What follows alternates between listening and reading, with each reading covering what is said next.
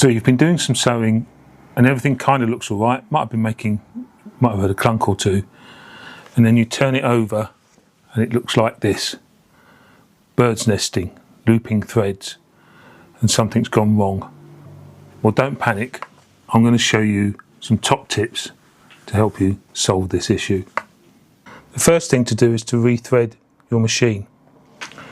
So if you watch my previous videos, you know that the top thread, you cut it off, pull that thread through, take that thread out. It's best not to pull back on your thread because you can pull against the little spring that's inside the machine. That can cause problems. And take your bottom bobbin out as well. Same principle if you're using a top loading machine. And then rethread your machine from the start, making sure that you pay attention to everything being in the right place and in the right clip and following the right path. The main thing that causes bird nesting is tension issues. And it's very easy sometimes for your threads to end up not sitting in the correct path, not following the right tension. So hopefully this should sort you out. So follow all the guides. Remember to thread your machine with the presser foot up so the tension discs inside are open. Go round the take-up lever into the guide above the needle if you've got one. So thread your machine properly again, test it, see if it's worked. Now what you see I've done here is I've taken the cap off. You don't need to do this, I'm just doing this to show you. So I've taken this cap off that covers this end of the machine, and this covers up your take-up lever and your presser foot mechanism and your bulb. And the reason I've done that is you've got to make sure that your thread goes fully into your take-up lever. The thing that causes this bird nesting more than anything else is the thread drops out and drops down inside the machine. So it's not being lifted in the right place, not being lifted at all. So it's not forming the right tension to form the right stitch. So make sure it's in that take-up lever. Yeah, and one quick way for you to test that your machine is properly threaded at the top is when you lift the presser foot, the thread will run freely. When you put the presser foot down, you should feel resistance. And that means the thread is sitting in all the right places. If you don't feel that, take it out and do it again. So I've talked about getting the correct tension at the top of the machine. Just a quick thing on your bobbin case. When you've threaded it up properly and if you've got correct tension, you should be able to do that. Yeah? If it runs away from you, you've either not threaded it up properly, or there's an issue with the tension. If it runs away freely from you, you haven't threaded it up properly, you need to try it again. Make sure it goes in the little clip. On top loading machines, that's a lot harder to check, but it's also a lot harder for it to go wrong. So I've taken the bobbin case out of a top loading sewing machine, and what you're really looking for, and you can feel this when it's in the machine as well, is you want a little bit of resistance when you pull the thread, just a little bit. If it runs really free, then obviously it's too soft, and if you can feel a bit of a bite, then it's too tight. As long as you follow the path that the thread should go through, it should click in and it should be okay. If you're still having issues, the other thing to do is to change your needle, because if it's blunt or bent, that can cause you a problem and that can be causing the bird's nesting. Likewise, you want to make sure that you're using the right needle for the particular fabric that you're sewing. So if you're using a thicker fabric or a denim fabric, you want to make sure you're using a denim needle or a higher weight needle. 90 or 100. If you're using jersey or stretch fabrics, that you're using a jersey or a stretch needle or ballpoint needle. There's different needles for different jobs.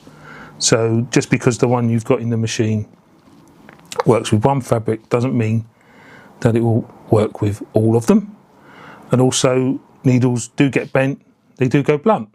Another thing to do is, before you start sewing, is to take your top and bottom thread and hold on to them, at least for the first couple of stitches. That puts tension in the threads, but also stops I think it's more the top thread, getting pulled back down inside the machine. And it's most extreme, you can unthread the machine, but you can also get that tangle of threads, that bird nesting at the beginning of your sewing. If you ever had that, it's because you're not holding your threads. So it's always a good habit to do. The last thing I'm going to suggest you try, and this is really only if you feel comfortable with doing so, is to take your bobbin case out and the mechanism that sits around it, including the shuttle hook, the entire bobbin raceway actually, and have a look and see if there's any fluff or bits of trapped thread that might be causing issues with the tension and the travelling of the thread you're trying to sew. As I say, only do this if you feel comfortable. I'm going to talk you through taking it out and putting it back in. I'm going to do the same for top loading machines as well, but this is the front loader. We're going to do this one first. So to begin with, what you do is you've taken off your accessories, board, your extension, lift your cap down, take your bobbin out. Once you've taken your bobbin case, as you would bobbin case out as you would do normally, put that to one side, and then you'll notice that there's guides. And I will do a close up, but there's a couple of clips here, either side of this metal ring, that hold a metal ring in place. You snap them off, and then you pop that out and pull. Sometimes that'll fall out because gravity will take over, and that's the ring, can't remember the official term, that holds the shuttle hook, the important thing, in place. If not, just lift it out. And what you want to make sure is that's nice and clean, and then lift out caught on the shuttle hook. Same with this, you can get threads caught around this, to put it back and everything. Have a cleaner out that. And then, because you've got it open, you might as well have a quick look and see if there's anything going on underneath the machine, behind, if there's any fluff or muck that's caught in there. And then using either a pair of tweezers and a little brush, nothing too big, just get in there and just have a look and see what comes out. And actually, there's some threads and some fluff caught in this machine, and I service this one quite regularly. So, you know, you can imagine if you've been using yours for a few years, who knows what you might find. And just lift that out and just get rid of it, really. Just best to keep it clean, because anything that can catch can cause that issue. So a combination of those things that I've just told you about should stop your bird's nesting. And as I said before, bird's nesting is usually caused by tension issues. So the threads, particularly the top thread, not properly under tension. Putting this all back together, tip the machine up quite easy. Just do it in reverse. Gravity be your friend. And sometimes it helps if you can just tilt the machine away from you slightly, so gravity is your friend. Go in one place because it goes against this metal. Take your hook, and you just push that in. That should only sit in one way. It sits against another metal loop, and it'll only sit in one place. It helps it move. Take your metal hoop, the ring that's holding it all in place. It goes in one place. Really should look up what these things are called. And again, that'll only snap into one place. And then bring the clips back. If there's any resistance to the clips, you haven't quite mounted it properly, and the shuttle hook, and you need to just do it again. And the way to make sure it's okay is, hang on, let me take the thread out because we don't want to catch that and get it all looped up.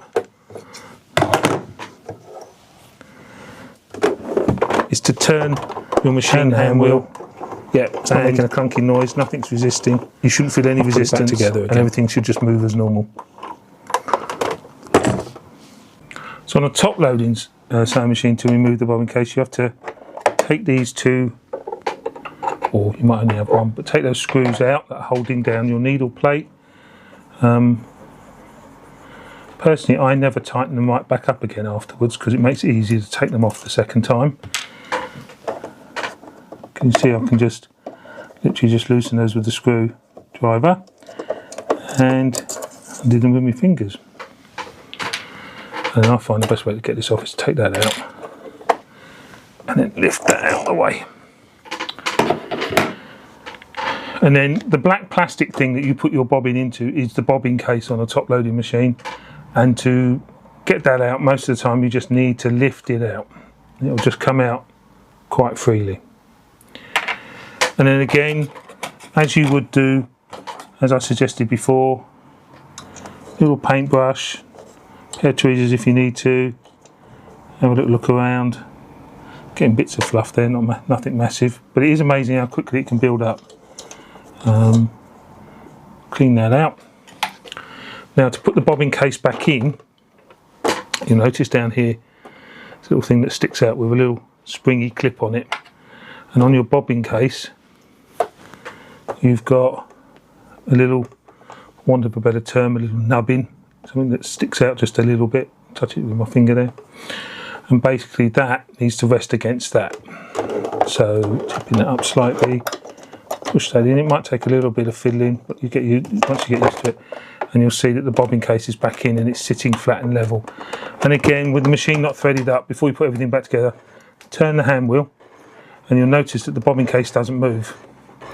If the bobbin case doesn't move, you've done it right. Yeah? Needle plate back on, make sure your needle's out of the way and your foot's up, goes down. Put your screws back in. Yeah, possibly tighten them up a little bit later if you want to. But really they're just to keep the plate in place, so finger tight will do it. Yeah, that's close enough. Put that back on. And you're good to go. Well, I hope that you found those hints and tips really useful. As I say, 90% of the time, they work 100% of the time. There's an Anchorman reference for you. And they'll sort your problem out. If you try all of those and you still have an issue, then I think, unfortunately, you may have to take it somewhere else to someone who can look at the machine for you. There could be a problem with your timing that might be causing it. But that's quite unusual. And if you found this video useful, try this one next.